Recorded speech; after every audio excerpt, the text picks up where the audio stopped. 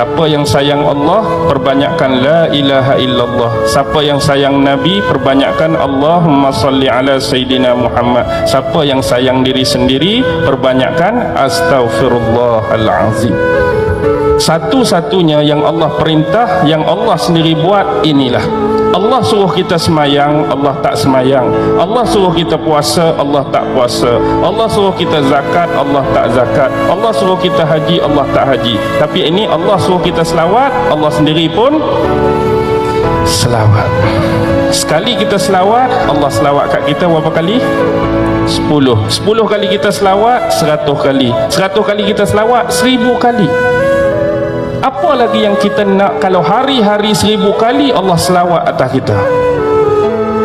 Tapi dah kita tak mau, kita abaikan selawat, kita lalaikan selawat, kita lekakan selawat. Kalau orang tahu fadilat dan kebesaran selawat, orang pasti tak akan meninggalkan selawat. Selain hubungan silah kita dengan Nabi Muhammad sallallahu alaihi wasallam, antara umat yang dia paling kasih ialah umat dia yang memperbanyakkan bacaan selawat atas dia.